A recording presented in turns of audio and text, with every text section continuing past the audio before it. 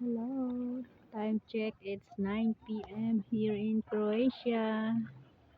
Nandito tayo ngayon sa tabi ng dagat. Ayan. Ganyan siya. Ayan. So, nandun yung si Half Moon. Yung si Half Moon. Mga restaurant dyan, mga bahay, mga ito yung likod. May mga naglalaro dyan na bata.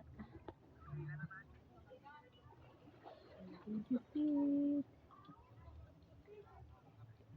Good evening.